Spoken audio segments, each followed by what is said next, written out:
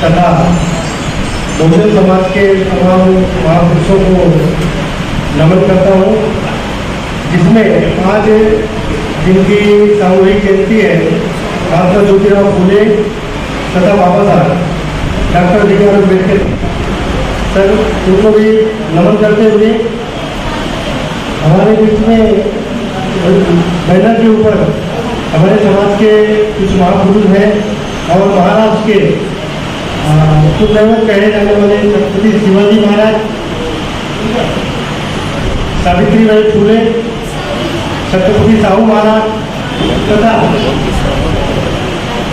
अपने समाज के महापुरुष या क्रांतिकारी कहें महाराजा सुहेलदेव, वीर शिरोमणि महाराजा बिजली पासी, जननायक मराठी पासी तथा वीरांगना पूजा देवी पासी तथा मंच में बैठे हुए सभी हमारे दोस्त मित्र और सामने बैठे हुए सभी सुजाति बंधुओं, सर्वप्रथम मैं आपको जय हिंद करता हूँ और आशा है कि आज हम लोगों ने सभी लोगों ने, जैसे कि अशोक जी ने कहा, कई दशक पहले हम लोगों ने वर्ली में जब ऐसा भी कहा जा सकता है कि अखिल भारतीय पासी विकास मंडल के कार्यालय में बाबा साहब की एक छोटी सी तस्वीर रखी थी, तो उस समय वर्ली शाखा के प्रयास से हम लोगों ने तस्वीर वहाँ नहीं लगाई और सबसे पहले वर्ली शाखा में 87-88 के दशक में हम लोगों ने 90 के दशक तक बाबा साहब की जयंती और बाबा साहब की पुण्यतिथि मनाने का कार्यक्रम मंडल के मंच के आने के पहले हम लोगों ने शुरू किया था। साथियों, सर्वप्रथम मैं आपके बीच में ये चर्चा करना बहुत जरूरी है कि आज हमारे समाज की दशा ऐसी है कि पासी समाज की स्थिति ऐसी है कि किधर भी नहीं है पासी समाज। अगर आप गांव में चले जाओ, शहर में चले जाओ, इनका कोई प्रिंसिपल, इनका कोई सिद्धांत नहीं है। इसीलिए इस समाज की जो दिन प्रतिदिन इसकी स्थिति है वो गिरती जा रही है। इसलिए गिरती जा रही है कि जैसे कहते हैं ना, नाम राम में है ना रहीम में है। तो ये जो हमारे समाज की विडंबना है, तो उसका सबसे बड़ा कारण ये है अज्ञानता। अज्ञानता मैं इसलिए कह रहा हूँ कि आज आप लोगों ने जयंती का कार्यक्रम यहाँ रखा, तो सबसे पहले आपको यह समझना पड़ेगा कि इन महापुरुषों की जयंती मनाने की जरूरत क्यों है, जयंती मनाने से क्या फायदा होगा, जयंती हमको क्यों मनाना चाहिए। ये सब चीज आपके बीच में आपको जानकारी देना बहुत जरूरी है। बाबा साहब के बारे में बहुत सारे हमारे बीच में साथी हैं, वो चर्चा करेंगे, लेकिन मैं उन मुद्दों को नहीं बताऊंगा, उन मुद्दों पर चर्चा नहीं करना चाहता। उनके डिग्री के बारे में, उन्होंने जो बड़े काम किए, बहुत सारे हमारे साथी हैं, वक्ता हैं, सब लोगों ने समाज में काम किया है, अपनी बीच में अपनी बात को आपके बीच में रखेंगे। मैं सिर्फ ये आप लोगों के बीच में आपसे जानना चाहता हूँ या अपनी बात को आपके बीच में बताना चाहता हूँ कि हम जयंती मनाने से भागते क्यों हैं, महापुरुषों की जयंती हमको क्यों मनाना चाहिए, ये मेरा सवाल है। जब हम महापुरुषों की जयंती मनाते हैं तो क्यों मनाते हैं, तो उसके बारे में मैं अपनी विचार आपके बीच में रखना चाहता हूँ। साथियों, हम इनको पहली बात तो इनको महापुरुष क्यों कहते हैं। सबसे पहला सवाल ये है कि हम उनको महापुरुष क्यों कहते हैं। तो महापुरुष हम उनको इसलिए कहते हैं क्योंकि इस धरती पे हजारों हजारों साल से इस देश के अंदर, इस देश में बहुसंख्यक समाज के ऊपर उनकी जात के हिसाब से, उनके धर्म के हिसाब से, उनके वर्ग के हिसाब से उनका शोषण, उनका दमन, उनके साथ अन्याय अत्याचार होता रहा है और वो दमन अत्याचार शोषण लगातार चलता रहा। तो उसको सबसे पहले पार की नजर में देखा किसने।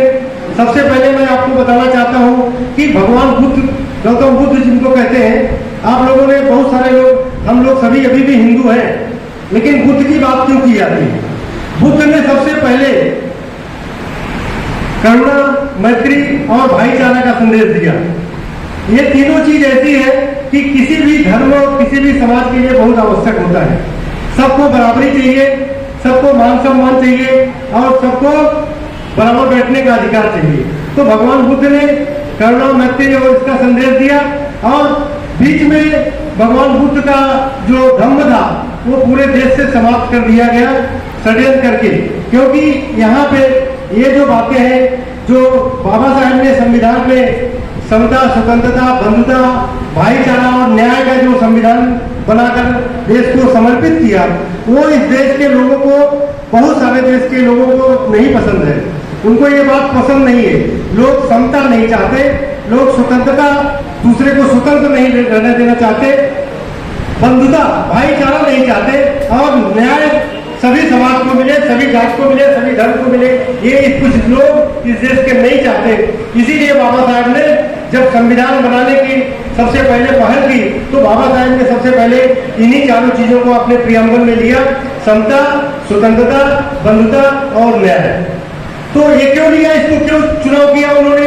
क्योंकि इसी को लेकर बुद्ध ने आंदोलन किया, इसी को लेकर महात्मा ज्योतिबा फुले ने आंदोलन किया, इसी को लेकर छत्रपति साहू जी महाराज ने आंदोलन किया और इसी को जितने भी हमारे समाज के महापुरुष थे सब लोगों ने इन्हीं चार चीज को पकड़ के आंदोलन किया, समता, स्वतंत्रता, बंधुता, भाईचारा और न्याय। तो ये सारी चीजें, इसके लड़ाई क्यों लड़नी पड़ी? साथियों, मुझे बताते हुए दुख हो रहा है कि आज हम लोग जिस धर्म से इतना प्यार करते हैं, जिस धर्म में हम लोग रहते हैं, आपको ये जान के जब हम गहराई से इस चीज का अध्ययन करते हैं तो आपको ये समझ में आएगा कि दुनिया में ऐसा कोई भी धर्म नहीं है जो अपने ही धर्म के लोगों के साथ भेदभाव करता हो। चाहे आप ईसाइयों को ले लीजिए, चाहे आप इस्लाम को ले लीजिए, चाहे पारसी को ले लीजिए, किसी भी धर्म में आपको एक धर्म को मानने वाले के साथ कोई भेदभाव का बर्ताव नहीं होता है। लेकिन हम जिस धर्म में रह रहे हैं, जिस धर्म में हम अभी जीवित हैं, जिस धर्म में हम रहते हैं, उस धर्म में ये सारे भेदभाव मौजूद है, आज भी मौजूद है।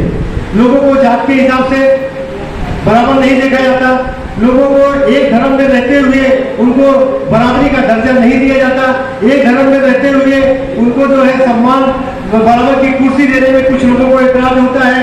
तो ये सारी जो चीजें हमारे धर्म में है, ये क्यों है? कभी हम लोग अध्ययन इस बात का नहीं करते। हम सभी लोग, कुछ साथी तो ऐसे हैं कि धर्म को सबसे बड़ा अपना सबसे बड़ा हथियार या सब कुछ हमको धर्म को मानते हैं। मैं आज उस पर थोड़ा सा चर्चा करना चाहूंगा। कुछ लोगों को बुरा नहीं लगना चाहिए, जो सत्य बात है, अगर असत्य लगे तो उसको मत मानिएगा, सत्य लगे तो उसको स्वीकार करिएगा। और अगर किसी को कोई कंफ्यूजन होगा तो आप बाद में बात कर सकते हैं, लेकिन वार्तालाप के समय उस बारे में कोई चर्चा नहीं होनी चाहिए। साथियों, जब जिस धर्म को हम सबसे ज्यादा प्यार करते हैं, जिस धर्म को हम सब कुछ मानते हैं, उस धर्म के अंदर ही अगर असमानता पैदा कर दी जाए तो क्या आपको हमको बराबर का अधिकार मिल सकता है? हमारे धर्म के अंदर, हिंदू धर्म के अंदर, हमारे धर्म के अंदर ही ये सब व्यवस्था कर दी गई है कि ब्राह्मण, क्षत्रिय, वैश्य और शूद्र। और जब चारों वर्ण को वेदों में बना दिया गया है कि आप चार वर्णों में आपको विभाजित कर दिया गया है, और चार वर्णों की विभाजन इसलिए किया गया कि आपको उस तरह का काम करना है। ब्राह्मण को सबसे पूजनीय, सबसे ऊपर रखा गया है, क्षत्रिय को उनके नीचे, वैश्य को उनके नीचे, शूद्र को सबके नीचे। और ये जान के खुशी होनी चाहिए आपको कि इस देश के अंदर शूद्र जिनकी संख्या 85% है, इस देश के बहुसंख्यक है, जिसमें से ये सारे महापुरुष जिनको आप देख रहे हैं, छत्रपति साहू महाराज को ले लीजिए, वो कुंभी समाज से थे। साहू जी, फूले जी को ले लीजिए, वो माली समाज से थे। छत्रपति शिवाजी महाराज भी कुंभी समाज से थे। तो ऐसे जितने भी महापुरुष हमारे देश में पैदा हुए, हमारे धरती पे पैदा हुए, उन लोगों ने, वो हमारे बहुजन समाज के थे। और उन लोगों को जब इस चीज की जानकारी मिली कि इस धर्म के अंदर ऐसी व्यवस्था कर दी गई है कि हम, जैसे कहते ना कि आप ऐसी कुर्सी पे आपको बैठा दिया जाए कि आप गर्दन भी न घुमा सको, ऊपर भी मुंडी न कर सको, नीचे भी मुंडी न कर सको, क्योंकि हम और हमारा समाज परंपरावादी हमेशा से रहे हैं। जब हमारे पिताजी, हमारे दादाजी जो हमको व्यवस्था देके जाते हैं, हम उसी का अनुसरण करते हैं। तो साथियों, हमारे दादाजी, हमारे पिताजी तो नहीं पढ़े लिखे थे उस समय, लेकिन आज का दौर, आज के समय में हम पढ़े लिखे हैं। तो हम लोगों को विचार करने के लिए कोई बंधन नहीं है कि हम अपने विचार उस पर न करें। तो हमको इस चीजों का विचार करना चाहिए कि जब हमको धर्म में ही ऐसी व्यवस्था कर दी गई है कि आपको अच्छा खाना नहीं खाना चाहिए, आपको अच्छे कपड़े पहनने का अधिकार नहीं है, आपको सभी लोगों के साथ कुर्सी पे बैठने का अधिकार नहीं है, आपको दूसरे के साथ दूसरे जाति ऊंची जात में शादी विवाह करने का अधिकार नहीं है, दूसरी जात के सम्मेलन में जाके उनके बराबर बैठने का अधिकार नहीं है। तो आपको ये बात मान लेना चाहिए कि ये सारी बीमारी हमारे धर्म ग्रंथों से ही हमको दी गई है। तो मैं ये नहीं कहने का चाहता हूँ कि आप अपने धर्म ग्रंथ को छोड़ दीजिए, त्याग दीजिए, अभी उसकी कोई जरूरत नहीं, हमको सुधार की जरूरत है। ज्योतिबा फुले के बारे में भी चर्चा करना चाहता हूँ कि जब 18वीं शताब्दी में ज्योतिबा फुले का जन्म हुआ, क्योंकि ज्योतिबा फुले बाबा साहब के गुरु थे। बाबा साहब के 3 गुरु थे, भगवान बुद्ध, ज्योतिबा फुले और संत कबीर। आप ये दोनों गुरु उनके शेड्यूल कास्ट अनुसूचित जात के नहीं थे, दोनों पिछड़ी जात से, तीनों भी पिछड़ी जात से थे। इन तीनों पिछड़ों के वो चेला थे। उन्होंने कबीर के भी बातों को अपनाकर देश में सुधार करने का काम किया, महात्मा फुले की बातों को उन्होंने अपनाया और बुद्ध के रास्ते पे चलकर उन्होंने देश को बदलने का काम किया। तो साथियों, बुद्ध के बारे में महात्मा ज्योतिबा फुले के बारे में थोड़ा सा चर्चा करना जरूरी है, क्योंकि आज अगर हम ज्योतिबा फुले के बारे में नहीं चर्चा करेंगे तो हम जिनको सबसे देश में संविधान निर्माता मानते हैं, महामानव कहते हैं बाबा साहब को, ये उनके गुरु थे। तो गुरु के बारे में भी हमको चर्चा करना बहुत जरूरी है। और हम कभी कभी भूल जाते हैं कि हमको अपने महान मानव के साथ साथ अपने गुरु को भी याद करना चाहिए, उनके भी काम को याद करना चाहिए, उनके संघर्षों को याद करना चाहिए, तभी हम सही लाइन में काम कर पाएंगे। साथियों, महात्मा ज्योतिबा फुले ने सबसे पहले, मैं आपको ये उनकी बातें बताने के पहले मैं आपको बताना चाहता हूँ कि समाज में गैर बराबरी इतनी ज्यादा थी। अशोक भाई ने हमसे कहा था कि हमको हिंदू मैरिज एक्ट के बारे में, हिंदू कोड बिल के बारे में चर्चा करनी है। तो मैं हिंदू कोड बिल के बारे में भी चर्चा करूंगा।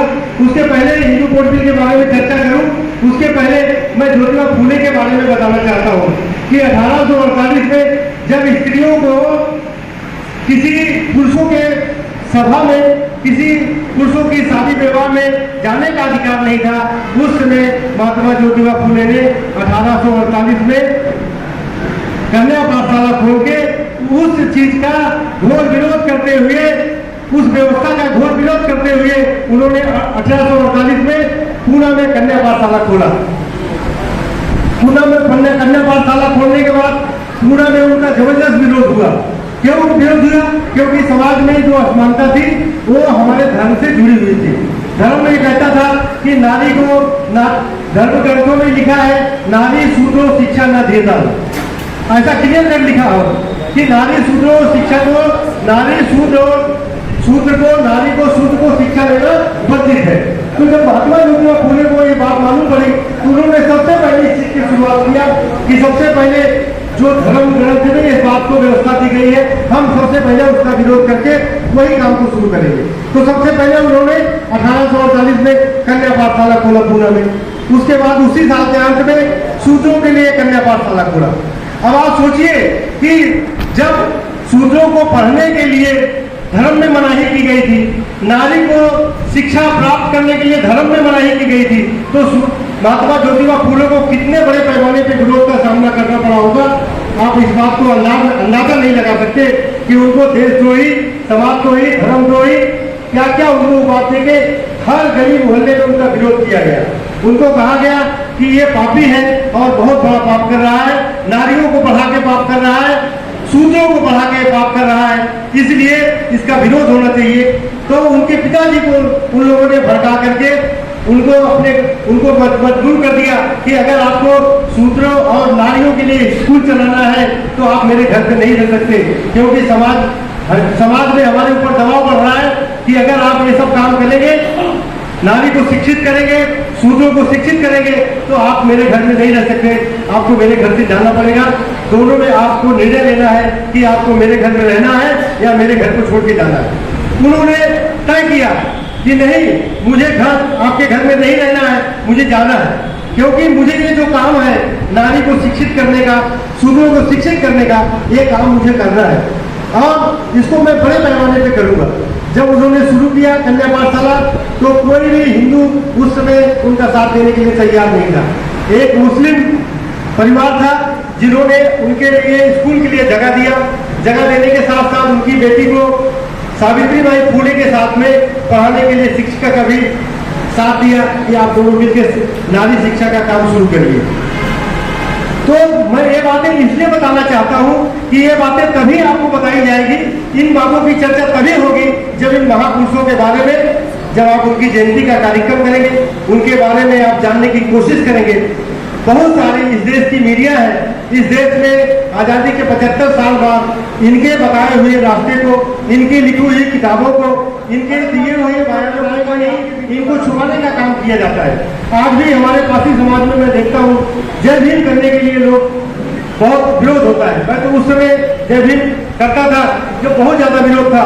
लोग मुझे यहाँ तक कि कुछ साथी हमारे बीच में थे, इतने कट्टर अपने को कहते थे कि बोलते थे ये पासी नहीं चमार हो गया है। तो बुद्ध की बात करने वाले जो बोलते हैं हिंदू धर्म विरोधी हो गया है। लेकिन मैंने कभी इस चीज को परवाह नहीं किया। हमने कहा आज नहीं तो कल ये समाज इस बात को समझेगा कि हमारे समाज का कल्याण करने वाले कौन से महापुरुष थे। उन महापुरुषों को आज नहीं तो कल याद करेगा। आज मुझे ये बात आपके बीच में कहते हुए बड़ी खुशी हो रही है कि इसी क्षेत्र में आज जय भीम का स्लोगन इतनी तेजी से है कि लगभग 80% 90% लोगों ने नमो बुद्धाय जय भीम से अपना अभिवादन किया। ये हमारे लिए बड़ी खुशी की बात है, बड़ी गर्व की बात है। तो मुझे ऐसा दिखने लगा है कि अब समय बदल रहा है और आने वाले समय में मेरे समाज को, जिस समाज में मैं पैदा हुआ हूँ, मैं इन सब चीजों को क्यों करते रहा, मैं इन बातों को समाज के बीच में क्यों ले जाते रहा। हमारा विरोध भी हुआ, हमारी खिलाफत भी हुई, लेकिन मैंने परवाह नहीं किया। लेकिन मैंने कहा कि आज नहीं तो कल समाज को इस बात की जानकारी होगी। जब जानकारी होगी, पढ़े लिखे लोग होंगे तो जरूर बाबा साहेब को लोग मानने के लिए तैयार हो जाएंगे। बाबा साहेब को नेता मानेंगे, महात्मा ज्योतिबा फुले को नेता मानेंगे, उनको अपना सब कुछ मान के उनको अपनाने की कोशिश करेंगे।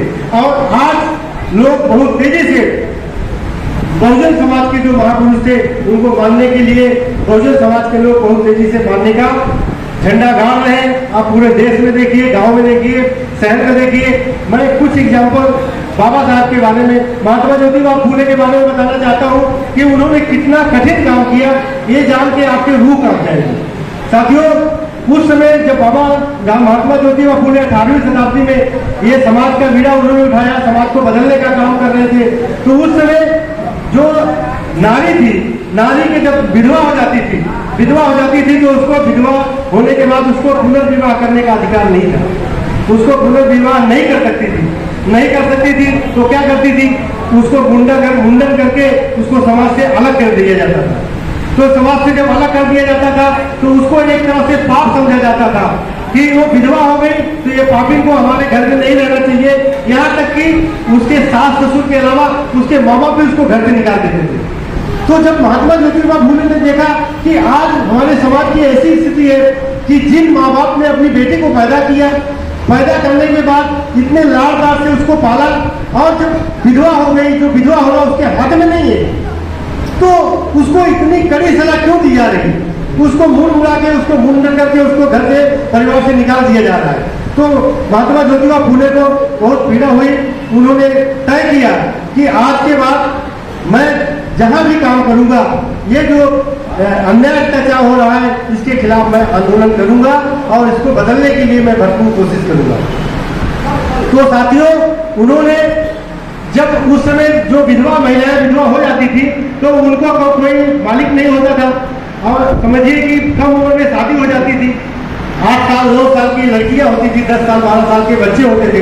उस समय जब लड़कियां जवानी के समय में विधवा हो जाती थी तो उनको घर से निकाल दिया जाता था। उनके माँ बाप भी उनको नहीं रखते थे, तो उनके साथ तरह तरह की उनके साथ यात्राएं होती थी। सेक्सुअल हैरेसमेंट उनका होता था, और जब सेक्सुअल हैरेसमेंट होता था, उनके साथ अन्याय होता था, तो कभी कभी वो गर्भवती भी हो जाती थी।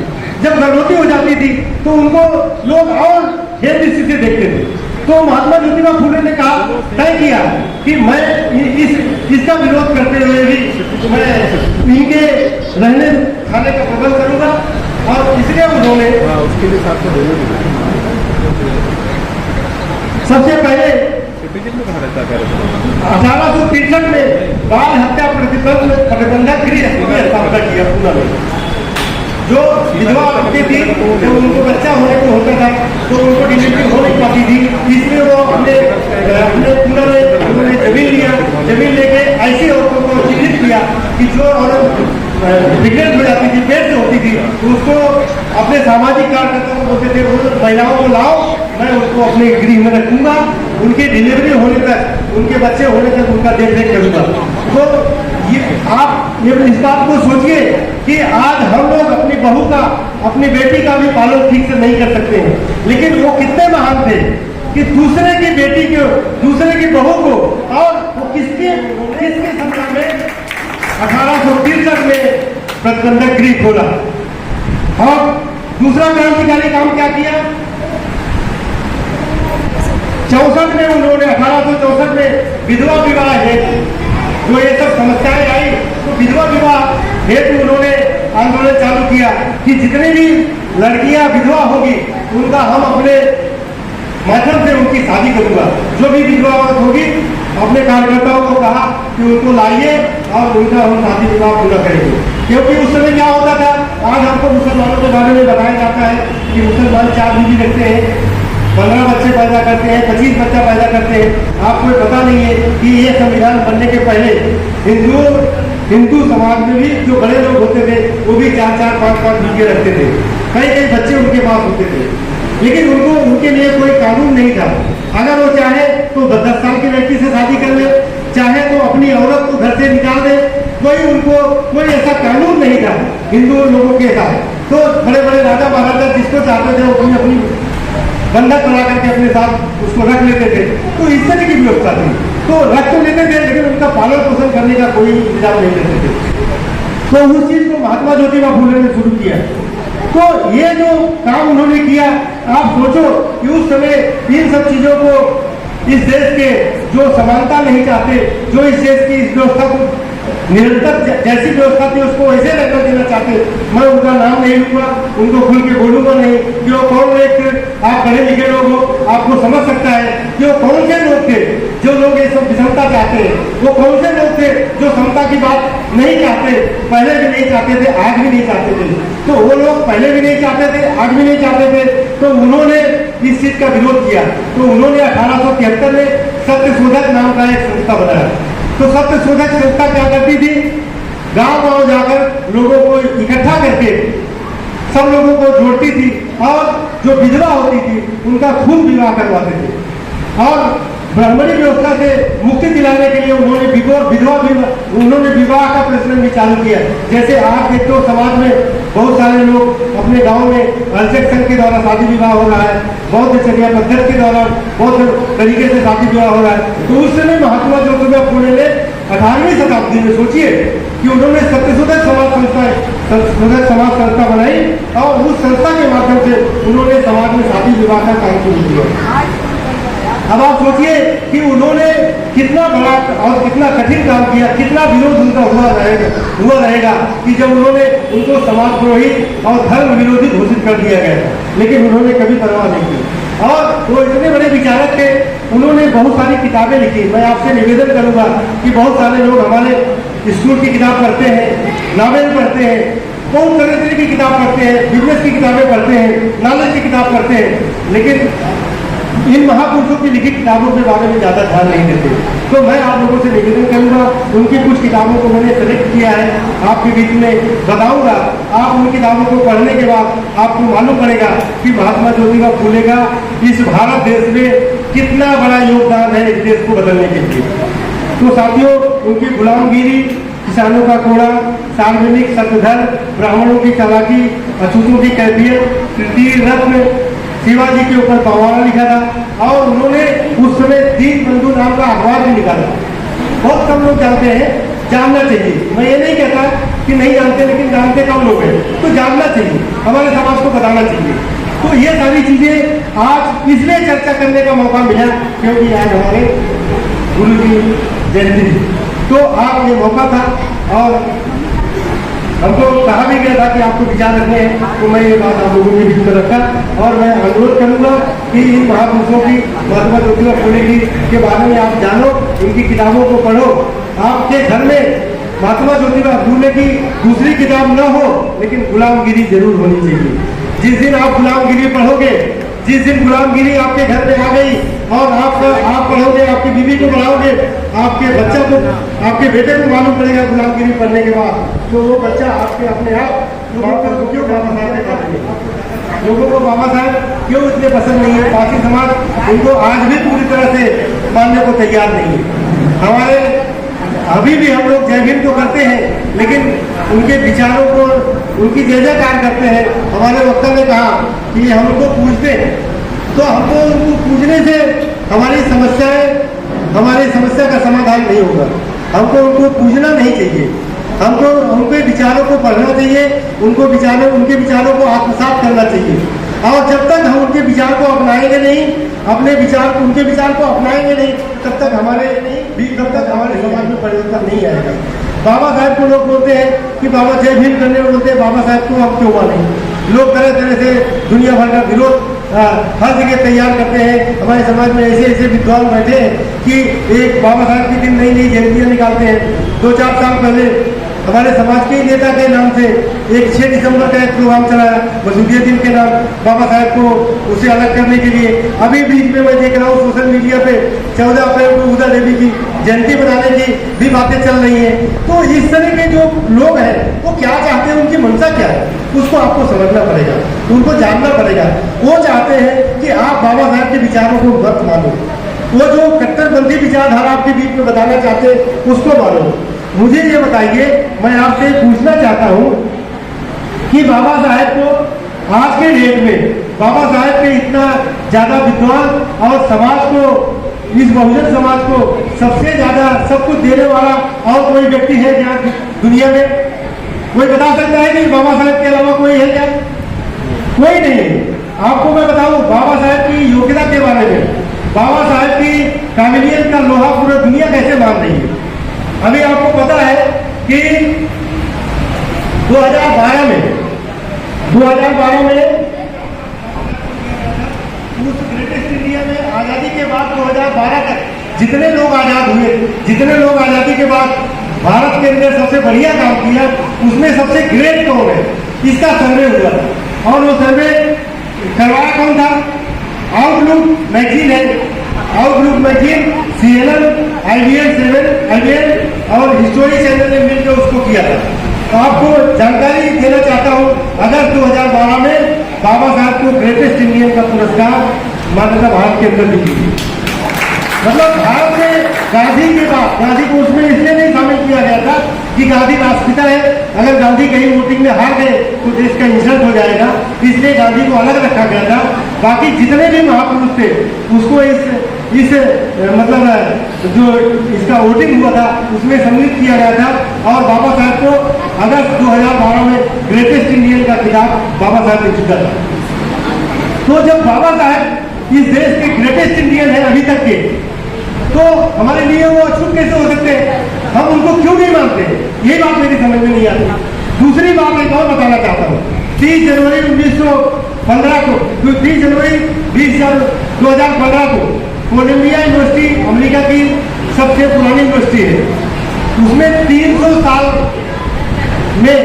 साल के जितने भी कोलंबिया से पढ़े हुए बच्चे निकले थे, उन लोगों का 300 साल के बच्चों का सबसे सर्वे हुआ था, जो कोलंबिया यूनिवर्सिटी से पढ़ के आए थे अमेरिका के। तो उसमें सर्वे हुआ, सर्वे होने के बाद 300 साल के सर्वे में 6 व्यक्तियों का नाम चयनित हुआ।